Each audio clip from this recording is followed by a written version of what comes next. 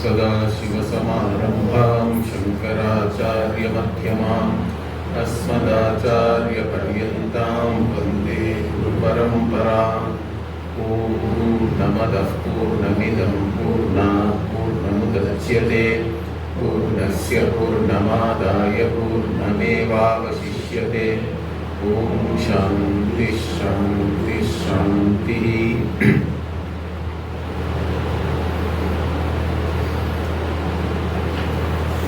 अध्यारोप अपवादतः स्वरूपं निश्चयीकर्तुं शक्यते।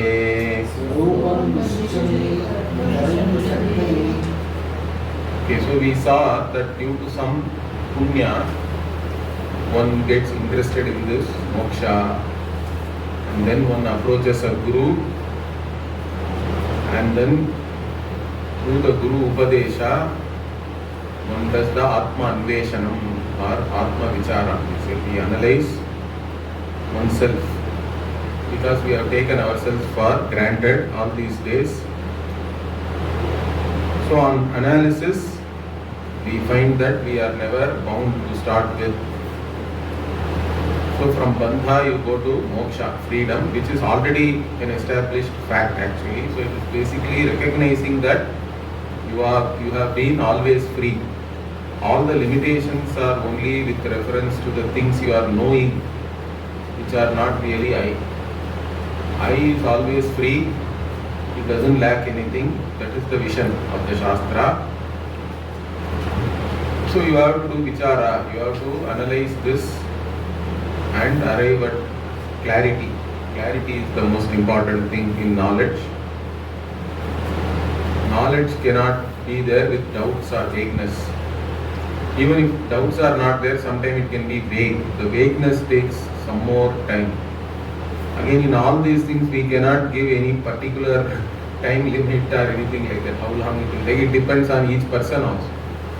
So, how qualified you are when you came to Vedanta. So, based on that, it may take more time or less time, but it definitely works. That is the important thing one has to understand. Like Kalyanji said that story that one guy, having been told that it will take so many years or whatever, like how many leaves are there in the tree, one guy left. But the other guy felt that is finite still, correct? So if I keep at it, I can still definitely get it. So that is the spirit, I think. So one has to do the vichara. Now here, one important word is used here, adhyaropa apavada. So this is the crux of the Vedanta Sampradaya. Everything which we talk about, correct, like even Srishti we said. Now the Srishti Vakyas are there in the Upanishad. But Srishti itself is not the Tatparya of the Upanishad. Okay? Because just saying that Upanishad is talking about Srishti, therefore Dvaita is Satyam, can be an argument. Because you only are saying Upanishad is a valid means of knowledge, and Upanishad says that from the Atma, Akasha has come. Then, is there not Dvaita? Atma is there, Akasha is there. This is the argument, correct? So we say that when Srishti is talking about Akasha, it is doing Adhyaropa. Is it clear?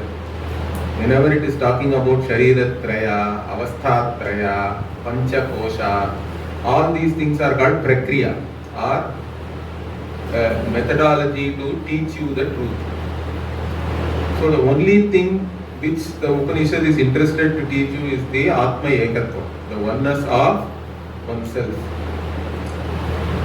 Or you can call it, otherwise you can call it as the Brahma-Atma Aikya, the identity of the Jiva or the individual self with the Paramatma or the Jagat Karanam Brahma, we say, the cause of the world.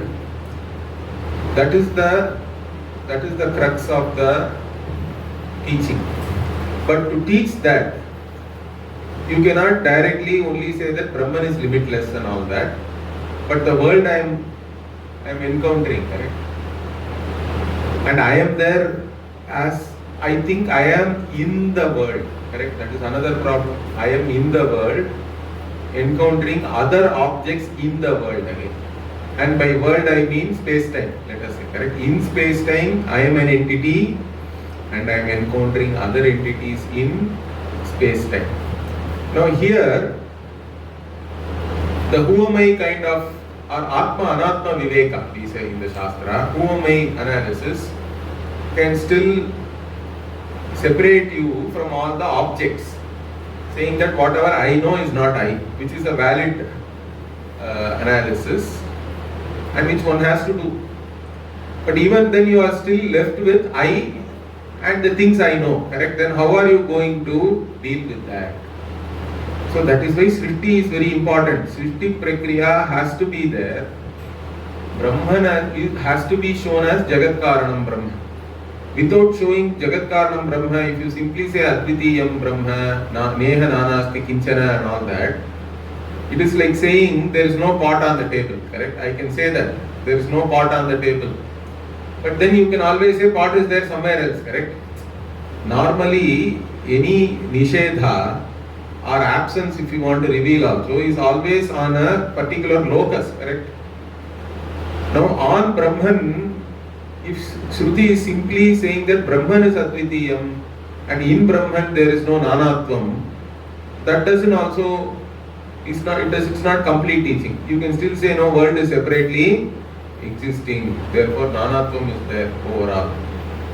That is why it is very important to show that Brahman is Jagat Karanam.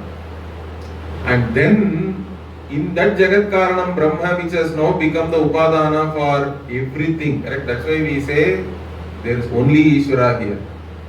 This whole world is not even a creation, it is manifestation of Ishvara for us. Once we say that and then do the Apavada, then we say Neha Nanasti Kinchana Advitiyam Brahma. If you say that Brahma is Ekameva Advitiyam. After showing Brahman as Jagat Karanam, if you say Ekameva Advitiyam, then that has the force of negating the world appearance itself. Correct? It is then saying like this snake is rope. Correct? It is Badhayam Samanati Karanyam. It will become. Sarvam Khalvidam Brahma itself will become a Bada Samanati Karanya, as I told you. So that is the Apavada. So the Adhyaropa Apavada is the only way in which we can account for the creation. Otherwise Advaita cannot be even taught correctly.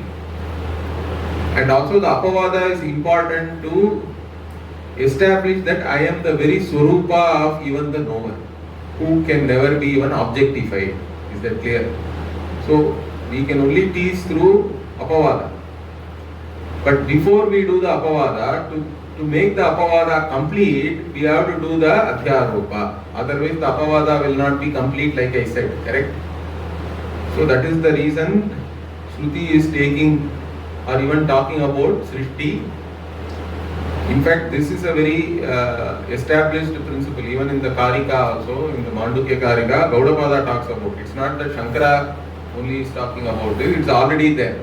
Already Gaudapada says, even there is a verse, Brilloha Vispulingyadyehi Srishtirya Chodidanyatha Upayas Sovataraya Nasti Bhedam Kathanchana. Like that there is a verse there. Because when it talks about Srishti, it gives many different analogies. The Upanishad is giving many analogies, like even spider is given as an analogy. Okay? The Yatornanabhi Srijate Grinnate Cha, like that. Or the Mrit, correct? Mritika ityeva satyam. We say Vacharamanam Vikaro Namadheyam Mritika ityeva satyam. Or Loha. Iron also is talked about. So, Karika Kara is saying Mrit Loha Vispulingadyehi. Vispulinga it is talked about in the Brihadaranyaka again. In the second chapter, first Brahmana, this Spark Vedanta. In fact, the Vishishtadvaitis are very fond of that analogy, because for them they say that now there is one flame but many sparks. Therefore they talk about Amsha Amshi Bhava and all that. But really Amsha and Amshi are talked about only because they both are Surupataha Aikya is there, correct? Whether it is a spark or big flame, it is still fire. You put it on some fuel, the effect is going to be the same. Is that clear? So even when the Upanishad talk Bhashyakara, there also writes a very big Bhashya actually. I think it is 220 in the Brihadaranyaka. There is a huge Bhashya where basically he is taking on all the Vishittadvaitis. And even there he says explicitly that the Sriti Vakyas do not have any Tatparya by themselves because there is no Phala also is talked about. For the Sriti itself, as I said, Veda means it has to have Phalavat Arthabodhakatvam. For the Sriti Vakyas, there is no Phala. And he also shows that the Upakrama Upasamharana, he talks there actually. How the Upanishad begins, how it ends, and what is said in between has to be in the context of that alone, correct? You cannot just take some one statement and try to interpret it as you like. That's why whenever we interpret the Upanishad, we say that Shadlinga are talked about. I don't know whether Kalyanji talked about the Shadlinga in his terms, but this is a very important thing. What are the Shadlinga? There is even a verse there. Upakrama Upasamharo Abhyaso Apurvata Phalam Arthavadopapatti cha Lingam Tatparya Nirnaye. Like this there is a verse. Upakrama Upasamharo. You always have to see how a prakarana begins, how a section begins, how it ends. Okay, even if you take the Chandogya, Brihadaranyaka, different Upanishads, they all, even Mundaka Upanishad says, Yadvijnanena Sarvam Vijnatam Bhavati. Something like that only it starts. By knowing, even Chandogya 6th chapter starts like that, correct? Did you ask for that knowledge? Knowing which everything is as well known. That is what Shvetaketu is asked by his father Uddalaka. Then only the whole teaching starts. And the teaching itself is to show the ekatvam of knowing one thing as well knowing all others means what? That one alone is satyam. That is the only way it can be true or it is possible. So, the whole teaching is to teach you this ekatvam. Therefore, in between if Srishti is talked about and in that process that Ekameva Advitiyam Sadvastu is shown as the Jagat Karanam, it is only to show the Ekatvam of the Sadvastu and show that Sadeva Satyam. Sat alone is Satyam, everything else is only Mithya, they do not really count.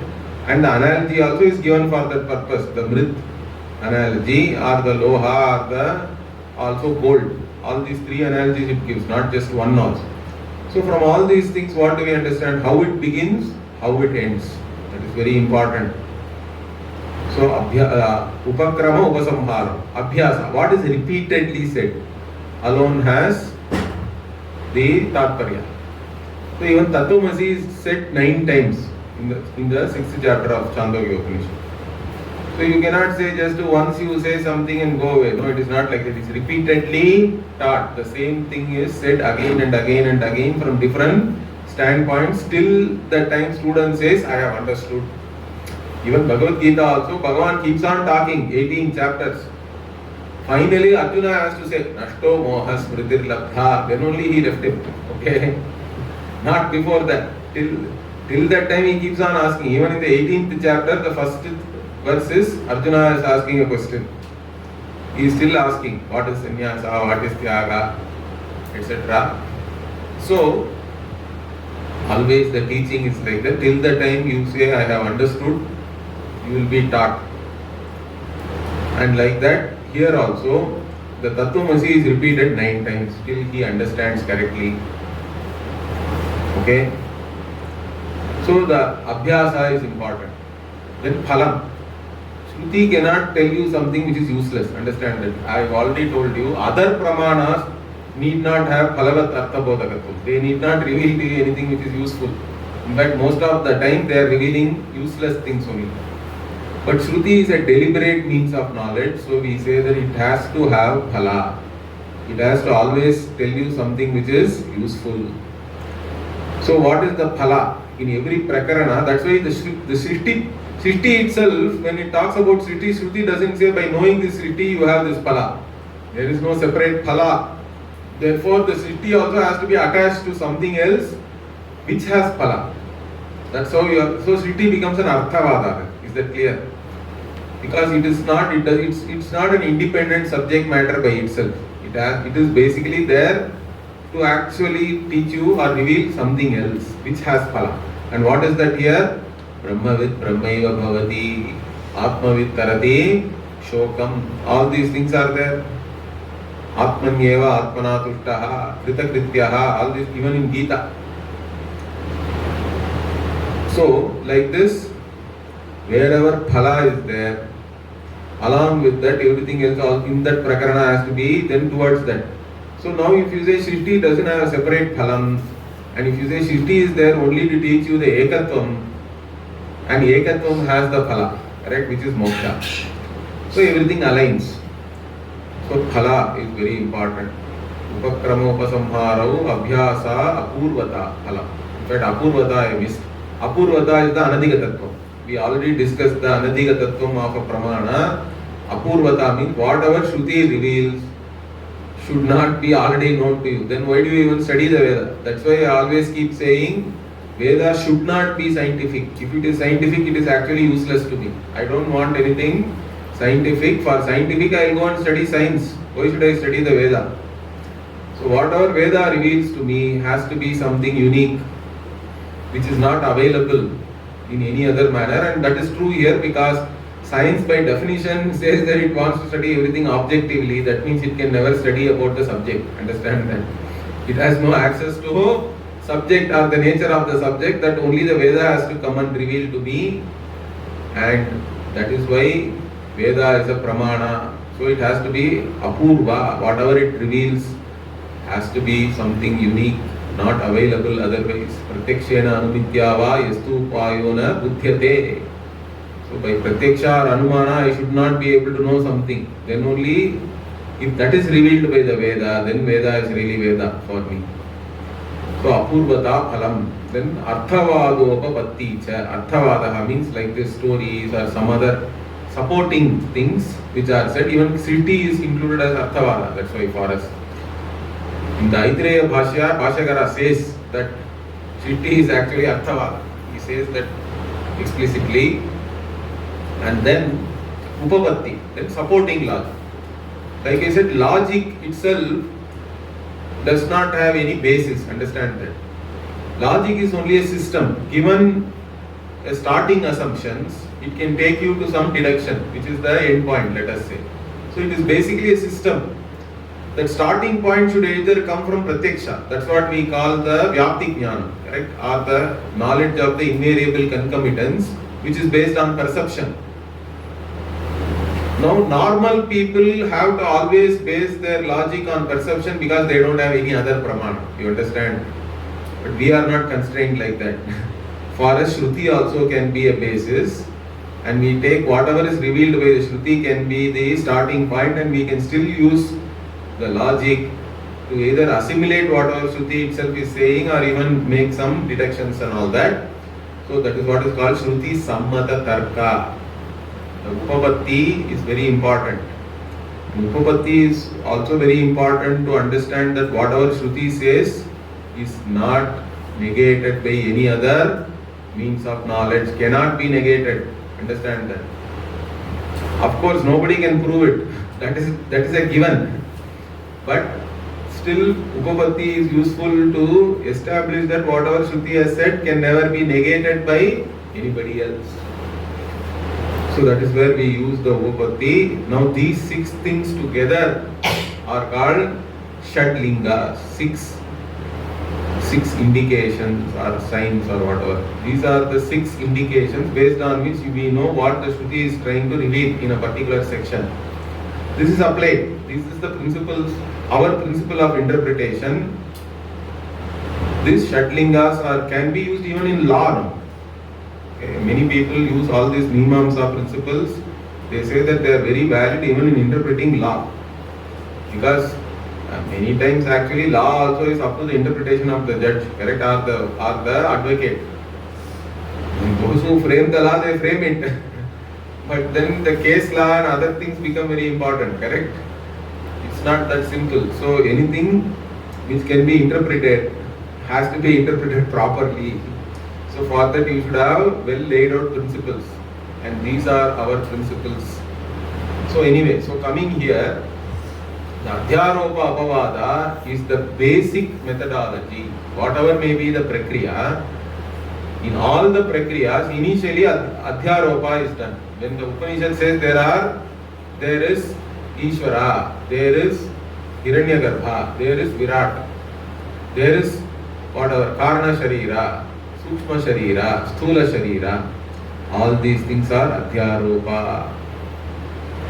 Because its Tatparya is not in establishing all these things. That's why I say Vedanta also. When you listen to Vedanta, Vedanta is not about picking up factual knowledge. Understand that.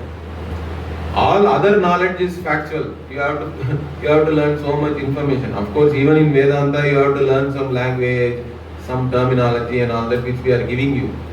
But Vedanta is not about knowing there are 3 bodies, 5 koshas and things like that. It is about yourself. Understand that. You have to see yourself in the light of what the Shastra is. Whatever Shastra is shining a huge torch on you. Now you have to look at yourself based on that. Is that clear? All this while you have taken yourself as something. But the Shastra is coming and showing a totally different vision about yourself. So you have to see that. Seeing that and getting transformed is what Vedanta is all about. It's not about gaining a lot of factual knowledge or anything. It is about self-transformation. Your identification with this body-mind sense complex has to go away. And that's not an easy thing also. It does require a lot of effort. And that is where all the sadhana one has to put in. So, we have to be very clear about what the Shastra is telling us, and then we have to immerse ourselves in that vision. So every Vedanta class you attend is not about even all these things, even notes and all you can take later actually. What I used to do when I attended Pujya Swamiji's classes, only listen to what Swamiji is saying. After the class you go, again try to replay whatever Swamiji said and take notes. That is even better actually, rather than, because many times you are anxious. Before I could write, he will go to another sentence, means I have missed something. So I never took notes while, or either I have to, Pujya Swamiji used to speak fast. He was not like Paramarthananda. Paramarthananda, the best thing is, you can take notes. He will even wait, I think. So he talks very slowly. But others, particularly Pujya Swamiji and all, sometimes he talks with a certain force that he is talking quickly, like he won't be talking slow. And notes and all you cannot take really. So better listen. And also listen and see yourself in the light of those words. That is the important thing. That's how you have to listen to Vedanta, I think. Vedanta is not about objective knowledge or factual knowledge or anything. It is about yourself always. And even in the class when you listen, it has to transform you. Then only Vedanta is working. So Vedanta has to be approached correctly, then only it will work. But the other thing is, teacher also has to teach you properly, then only it will work. And the tools which the teacher is using is, the basic tool is Adhyaropa Apavada always. Understand this? So, Adhyaropa Apavadataha Swarupam Nischayi Kartum Shakyate. By that alone the Swarupa can be revealed, because the Swarupa is unobjectifiable. Understand that? Finally, by Apavada only we have to reveal, because Atma is already self-existent, self-revealing reality which can never be objectified. So I cannot take it and show it to you like that. Even though we say Karatala Amalaka Vadda and all that, literally it can never be objectified. Nedam Yadidam Upasate. That is always true. So I have to teach by first deliberately superimposing and then negating everything, so that the negation is complete. There is nothing left. That is the only way this Swarupa can be revealed, can be determined. Nischayi kartum shakyate. Tasmat sada vicharaye. Therefore always do this vichara. Okay. And what? Jagat jiva paramatmanaha. Okay, I have to read, no? Tasmat sada vicharaye. Jagat jiva paramatmanaha. Jiva bhava jagat bhava bhade Pratyak abhinnam Brahmaiva avashishyate iti. So this is the teaching. What? There are three things are there. Okay? There is Jagat, we encounter. I am there. And then there is a creator, we say, correct? If Jagat is a creation and if we accept the Veda as a Pramana, then we say Jagat has a Jagat Karanam, which is Brahman. Now in this, we have to see what? I as an individual is negated. In the sense that individual body, mind, sense complex based only you are a subject. That is negated. World also is negated as Mithya. And what is now left out? If both the object and subject are left out, are negated, what remains is the basis for this subject-object duality, which is Shuddham Brahma, that alone remains. Once the world and the objective world and the subjective knower, both are negated, both are gone. Okay? Then Pratyak abhinnam Brahmaiva avashishyate. Then you find out that your innermost self is nothing but Satyam Jnanam Anantam Brahma alone, because there can be only one consciousness. There are no many consciousnesses. So therefore, you are that Brahman. That is the only knowledge you can arrive at. That is what. So with this what? Iti Vidya Adhyayaha.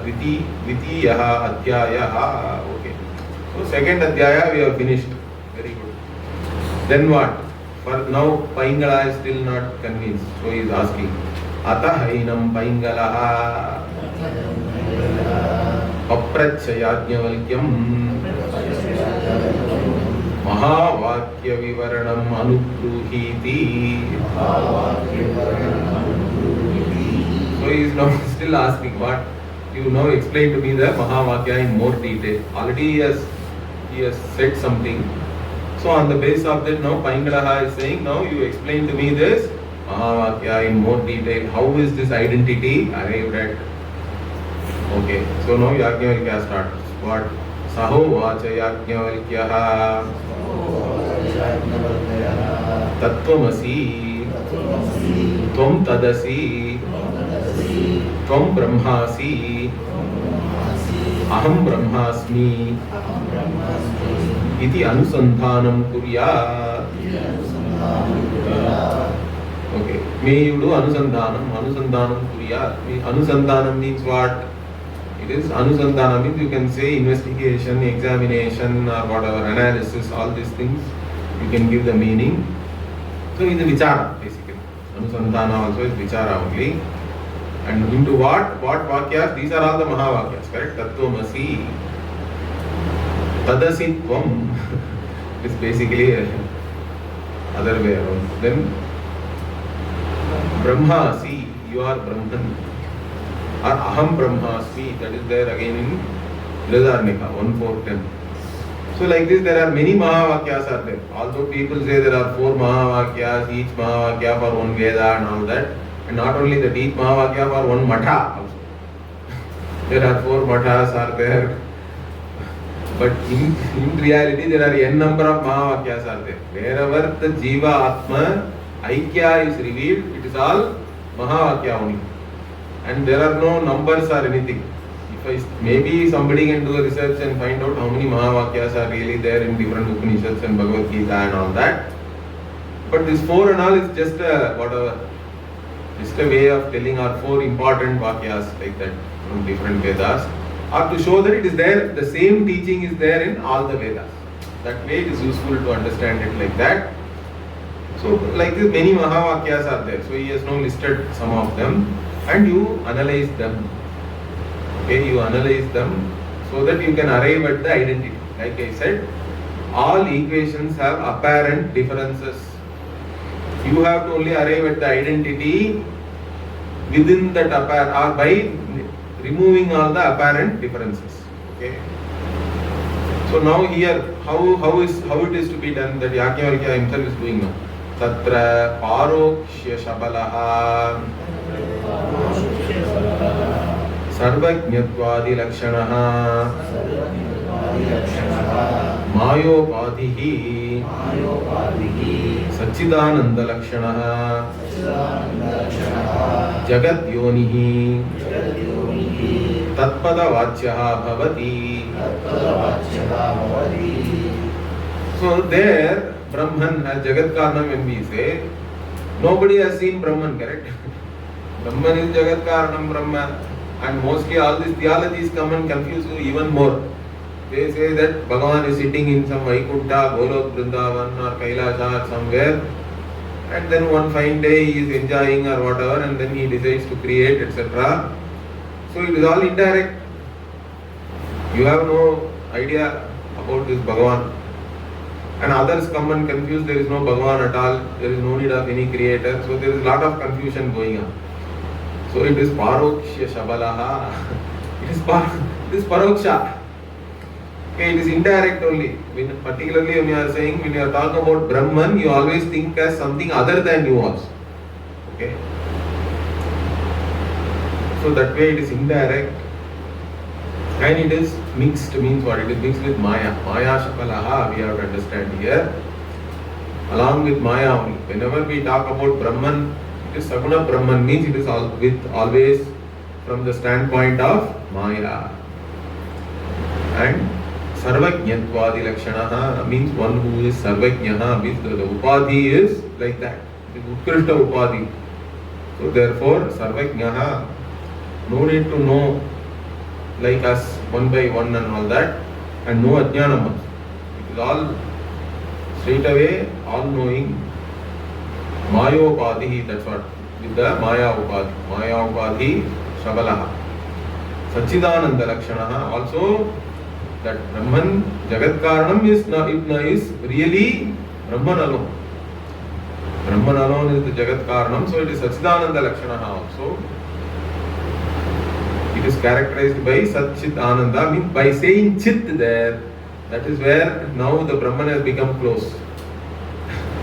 It is simply Sat means the Sat aspect is always there in all the objects. It is all, we all know everything as Sat, Sat, Sat only, is. Everything is known as it is. But that is still Paroksha. When does it become Pratyaksha or Aparoksha? When you say Chit.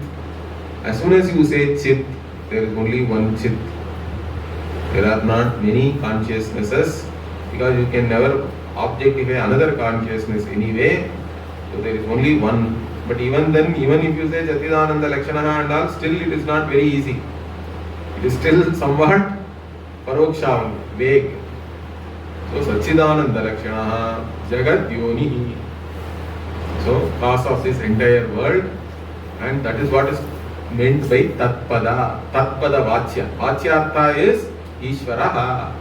So again, by the Vachyartha, there is no identity, there is no Aikyam. Because Tat is like this. The Tatpada Vachya is Jagat Karanam. Then Tvampada Vachya is what? That is, he is going to go there now. Okay. Now that Ishvara only has entered and all we say, correct? Sa iha pravishtaha, we have already seen. Same thing. Saeva antakarana sambhinna bodhaha. Saeva antakarana sambhinna bodhaha. Asmat pratyaya avalambanaha. Tvam padavachyaha bhavati. So when we say Tvam, Tvam is the individual. But where did this individual come from means Ishvara only has entered you and Ishvara is available. Brahman only entered your Hridaya or your Buddhi and is available there as I. The Tvampada Vachya, but this is Aparoksha, because it is always, nobody is away from themselves, correct? You are always available to you. You are always experiencing you also. So that same Paramatma, when connected, Sambhinnaha means again mixed up or connected or related to, you can take. When connected to the Antakarana is the Tvam, is the Jiva, is the individual self, which is Asmat Pratyaya Avalambana, means one which is referred to as I or me and all that, correct? Yushmad Asmad Pratyaya Gocharayoho Vishaya Vishayino, like that only even Brahma Sutra Bhashya starts. So the Asmat is the Pratipadika there. Asmat Pratyaya Avalambanaha Tvam Padavachyaha Bhavati. Okay, now what? Obviously Tatpada and Tvam are totally different. So by the Vachyartha there is no identity. There cannot be. So what happens? Now he is going to do the Bhavatyaga. What? How? Parajiva Upadi Maya Vidye Vihaya Tattvam Padalaksham Pratyek Abhinnam Brahma. So now how do we arrive at the identity? Leave the Upadhi away. So what is the Jiva Upadhi is Avidya. Ishvara Upadhi is Maya. So he says what? Para Jiva Upadhi Maya Vidye. It is dual case. Okay? Sanskrit has a dual also. All other language has only singular and plural. But Sanskritam has one more complication. Ramaha, Ramo, Ramaha. In the beginning only it's a problem. Anyway, so here, what is this? Maya Vidya is dual case actually. What this Para Jiva Upadhi? Para Upadhi is Maya, Jiva Upadhi is Avidya. They both, what happened? Vihaya, give up both of them. Okay, like Soyam Devadattaha means what? That Devadattva qualified by that place, that time, that body, etc. give up. Devadatta qualified by this place, this time, this body, etc. give up. What is then left now? Only the Dharmi is left. So the Upahita Chaitanyam alone is now left. Once you have taken away the conditioning factors, whatever consciousness which was conditioned, that alone now remains. And that is one and the same, because there is only one consciousness. Like even there is one part space, there is another part space and all that. Or there is a room space. So room space is like Ishvara. Within the room you have one part space also. Now you are saying part space and room space are one and the same. You remove the part also from your head. Room also, what remains is space. Space is indivisible, space is one and the same. Like that. You remove the Upadhi, the Upadhita Chaitanya is the same, that is where the identity is. And that he is saying now, Tattvamasi Aham Brahmasmiti Vakyartha Vicharaha Shravanam Bhavati. Okay, so now this Tattvamasi Bhagatyaga Lakshana has been shown clearly. Now, but what is the Sakshat Jnana Karanam? In the Upanishad also, what? Atma va are drashtavyaha, shrotavyaha, mantavyaha, nididhyasitavyaha. Like that. In the Vrihadaranyaka also it is said that Shravana Manana Nididhyasana is the Sakshat Jnana Karanam. To gain this Jnanam, you have to do Shravanam, means listen to the Shastra. Because you don't even know what the Shastra is telling about you. Correct? Till now you have taken yourself for granted and you have some idea about yourself. But whatever Shastra is telling about you, you have to first listen. Shastra is a pramana for that also. That I exist, everybody knows. But then I take myself as a limited being, as a samsari, and I am suffering, I am struggling. So that's where Shastra comes and reveals your true nature to yourself. So the Shravanam is the most important thing. If you are qualified, on Shravanam only you should gain the knowledge. Okay, for a qualified student, Uttama Adhikari, on Shravanam alone you should gain the knowledge. But Uttama Adhikari is even more rare. Even to get people to come to Vedanta itself is rare. In that Uttama Adhikari is even more rare. So Uttama Adhikari and all we can forget. But for everybody in general what? Shravana, Manana, Nididhyasana. All three are required. Of course, we say that Shravanam is most important. There are some other people who think that Nididhyasanam is more important. That emphasis and all you can leave.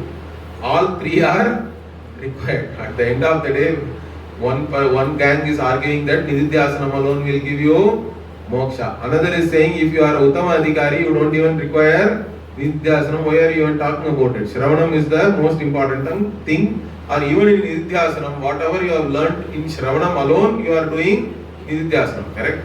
So Nididhyasanam is not an independent thing. It is based on Shravanam. If you do independent Nididhyasanam, then it is not even Nididhyasanam. Understand that. There are some people who say that also. You do Dhyanam. And some in the heat of the meditation, something will happen, some experience will come and automatically you will know and all that. No experience will make you know the Atma. Understand that? Because you are the very experiencer. How are you going to know the nature of the experiencer from any experience? So experience itself is dumb. Understand that. Unless you interpret the experience correctly, experience by itself cannot give you anything.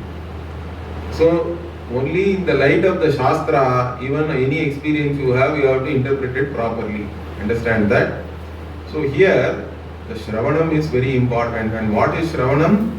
Here he is saying what? Tattvamasi iti Aham Brahmasmi iti Vakyartha Vicharaha. So the Vichara, the analysis into all these Mahavakyas which are present in the Upanishads, that is Shravanam. Of course, this Vichara you should not do yourself.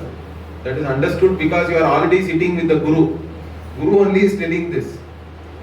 So the Vichara has to be done with the Guru. That is a given. Okay.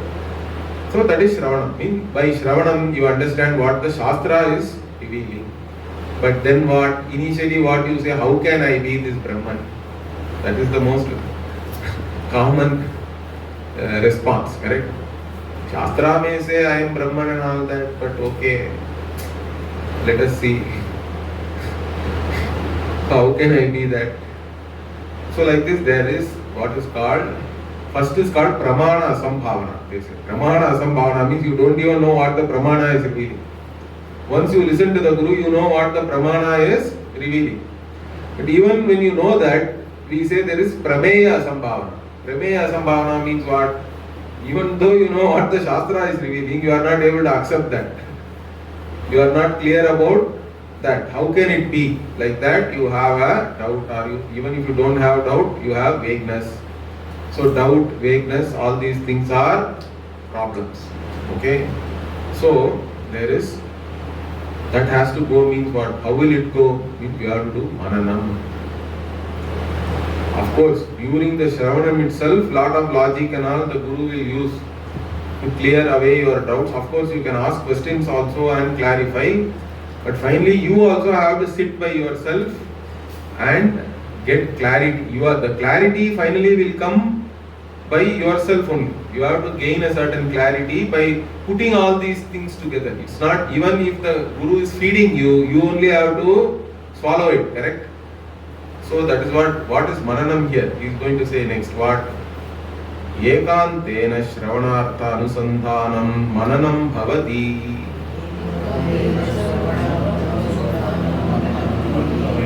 So you sit by yourself, Ekantena Shravanartha Anusandhanam means you analyze whatever you have listened to, you analyze and then clearly understand that. Analysis means you use logic here. Anusandhana here is Tarkonusandhana. Along with the Tarka only, you are doing this investigation to understand that whatever Shruti reveals can never be negated by anybody else, and whatever anybody else says is all illogical. That also you will do. In the Manana, two things we do. Every other contention you show that it is illogical. And whatever Shruti says can never be illogical. It is neither logical nor illogical. It is what it reveals.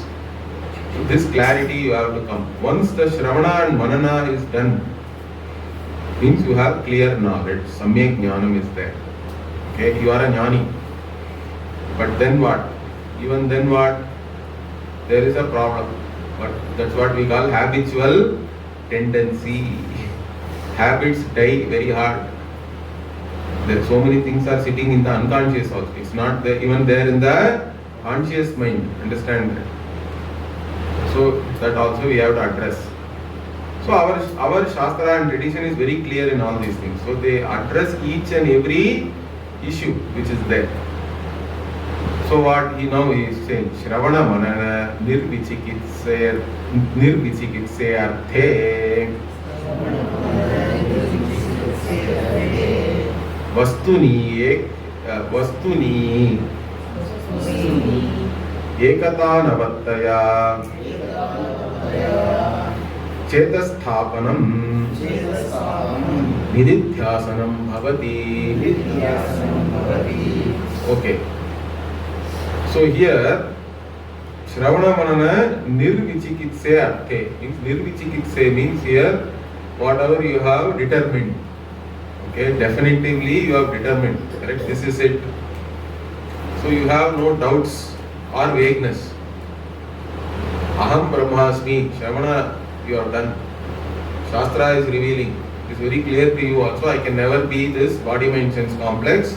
Then you have also clearly understood that whatever the entire objective world is only appearance, it's only mithya. So I am the only Satya Vastu who is there. All this is fine. But still what? Habitual tendency is to place the eye on the body mind sense complex. That is why this Chitta Vritti Nirodha and all is useful here. This is where yoga is useful. We won't say that yoga is not at all useful. Yoga is very useful. But Bhashyakara himself talks about that Samadhi Yoga and all he talks about in the Bhagavad Gita explicitly. So here also you can see, the Upanishad itself will talk about it later. But here what it says is whatever you have determined clearly from Shravana and Manana, in that only you focus your mind. Correct? Vastuni Ekata Anavattaya Chetasthapanam. So your mind you establish in that insight only or in that teaching. Whatever was the revelation, that alone your mind is focused on, your mind is thinking about. This focus, one pointed or Chitta Naischalya we say. See, two things we talk about in Vedanta. One we say is Chitta Shuddhi. Correct? Chitta Shuddhi means purity of mind. I already told you, purity means what is impurity? You all know. By now you should know, correct? Raga Dvesha is the impurity. So, getting free from one's own likes and dislikes is getting Chitta Shuddhi. For that, Karma Yoga. That is the only medicine for that. Yoga Buddhya Karma Kuru. With the attitude of yoga, do karma and become free. Relatively, at least you are free from your likes and dislikes, so that you are able to do whatever is to be done. That is fine. So that is the Chitta Shuddhi. But even after Chitta Shuddhi, Chitta Naischalyam means mind being calm and undisturbed, able to focus on the subject matter. That is not easy for many people. You come and sit in the class, still your mind is thinking something else is going. You are thinking, you come to camp here and you still think about your home, whether I have locked this bureau correctly or whether I have shut down this or gas cylinder properly. So many people have problems like that. Or something else you are thinking, whatever, you have some business there, some work there, you are thinking about all that. Means then you won't have any focus on what is being said here. That's unfortunate, correct? So that's why the Chitta Ekagrata or Chitta Naischalyam is very important. That is why Upasanas are talked about. Even in the regular Upanishads themselves talk about a lot of Upasana, whether it is Taittiriya Upanishad, Brihadaranyaka Upanishad, all of them talk about Upasana. Even Mundaka Upanishad or Katha Upanishad, all these things they talk about this. Even Katha Upanishad even talks about yoga again. So the yoga is very important to gain a certain disposition of your mind. The Shamadhamadi particularly, Shamadhama Uparamati Diksha, Shraddha Samadhanam is there. That Shraddha is basically Pramana Buddhi, that you can leave. And Uparama is the Karma Yoga part, where you reduce all Kamya Karma and only do Nitya Naimittika karma and have a certain yoga buddhi, that can be taken as Uparati, or you become a sannyasi. That also is called Uparama. So the Uparama and Shraddha, if you take away, then you have only Shamadama, Titiksha and Samadhana is basically Samadhi. These four are basically yoga. Ashtanga yoga will be useful there. So, your ability to remain calm, irrespective of the surroundings around you, is very important for a Vedantic student particularly, because you cannot blame anything else also, understand that. Blaming the others is not going to help you anyway. At the end of the day, you have to understand that everybody else also is not separate from you. You are the self of all. That is the teaching here. So there is no question of blaming, complaining, anything. All these things have to go out of the window. Even if a tendency like that is there, you have to somehow identify that and you have to give auto-suggestion to yourself to not fall into the trap, correct? Because even that sadness or sorrow or any pain, etc., it's all because our depression is a big thing nowadays, correct? It may be caused by so many reasons. The way the society is functioning today also is also a cause. But it is there. So what do we do? Because seemingly successful people are all committing suicide. So what do you say about it?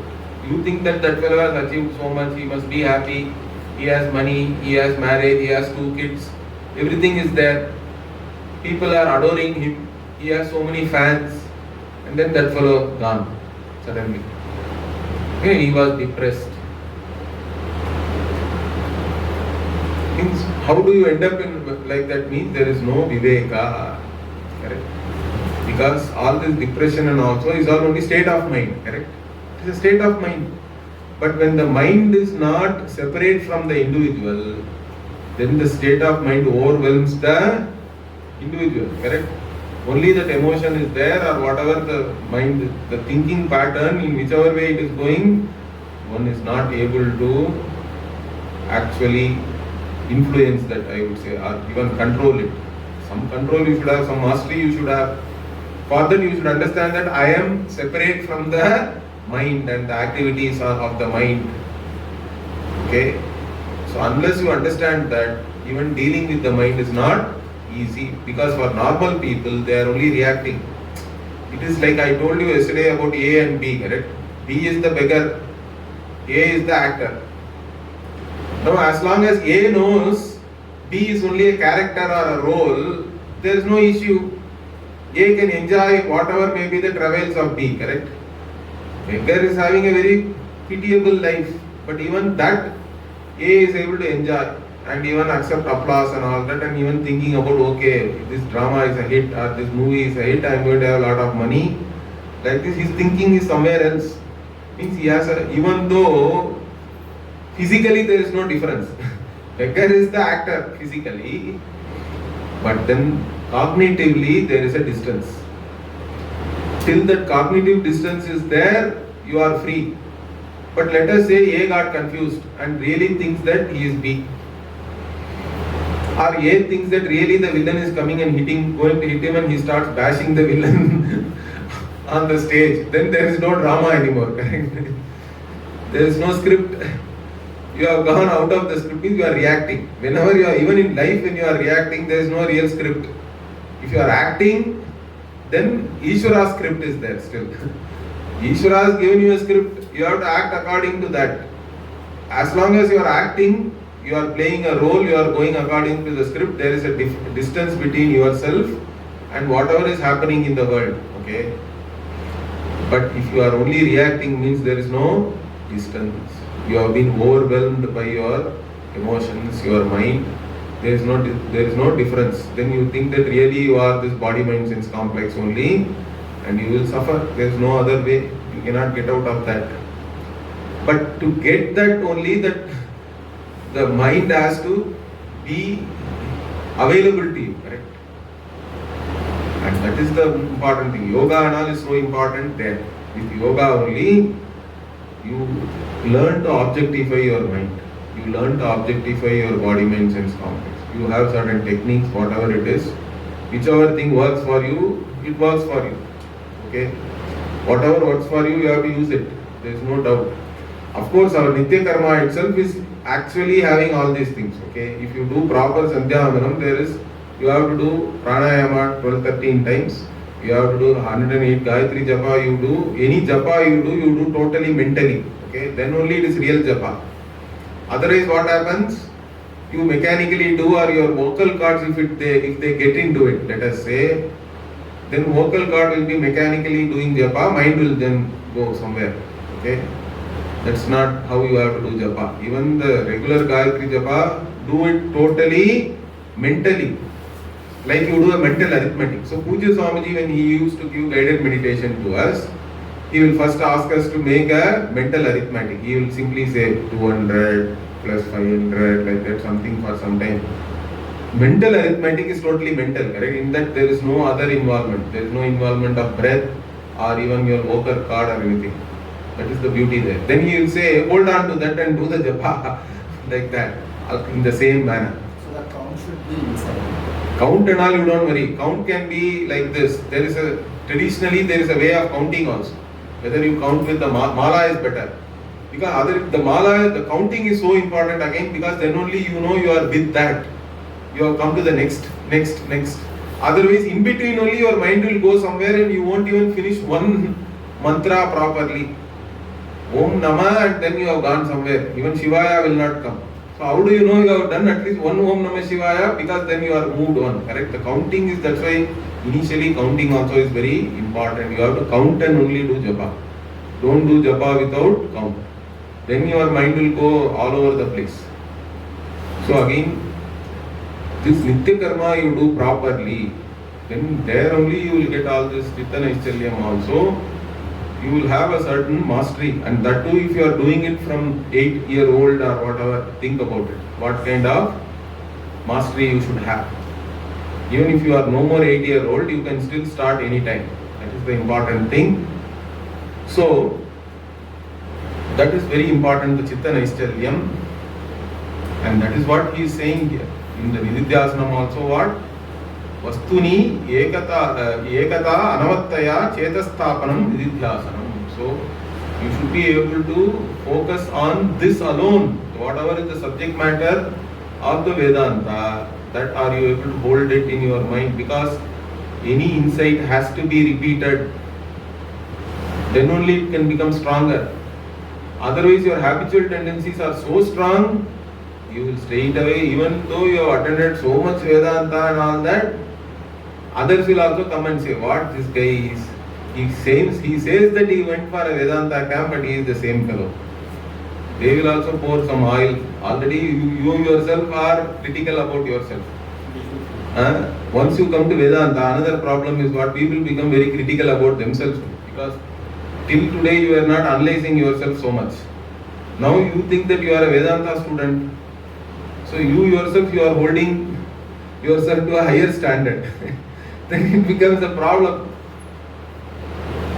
But even there you have to be patient with yourself. Nothing is going to change overnight. Or one Vedanta camp, like one, what do they say? One swallow doesn't make a summer. Correct? That is a statement even in English. One swallow doesn't make a summer. Like that. An insight has to be repeated. It will take time. But you have to patiently abhyasena tu kaunteya vairagyena cha grihyate. This same problem Arjuna had. He asked in so many words in the 6th chapter. Then the only thing Bhagavan is saying is what? Abhyasena. Keep practicing. Keep repeating. And also withdraw from other things. Whatever is your interest, only focus on that. Vairagya is basically withdrawing from unnecessary things. That's how you have to look at it. Withdraw from unnecessary things, repeatedly focus on whatever is your interest, then over a period of time what will happen? You will change. There will be a transformation, there is no doubt about that. But you have to give yourself that time. You have to be patient with yourself, because only a repeated insight will make you transform. Only that will help you to overcome the previous tendencies. Whatever was your thinking pattern, whatever habitually you were identifying with, you have to come out of that That will not happen overnight, because that is a samskara which is coming from Janma Janmantara, correct? Not only this life. It is a samskara of so many lifetimes. So you have to give enough time to overcome that. So once you have overcome that, whatever is the vision of the Veda has to become sahaja. That should become your very nature. Today, if I wake you up in sleep and ask who are you, also you are saying I am so and so, I am son of so and so and so and all that. But that should go away, because right now your identity is only with the individual. That should go, and you have to identify with the Brahman, Aham Brahmasmi. So that has to come naturally. Till then, so how long, when will it come? We cannot say all that. That is up to you. You only will know that. It is a process of growing clarity for yourself. And it is also not like some event. It's not like you put the switch on, light is coming. It is more like tube light maybe. Okay? It takes some time to come. But it will come. That is the idea here. So we will continue this in the next class. Om Purnamadah Purnamidam Purnat Purnamudachyate Purnasya Purnamadaya Purnamevavashishyate. Om Shanti Shanti Shanti. Hari Om Shri Gurubhyo Namaha. Hari Om.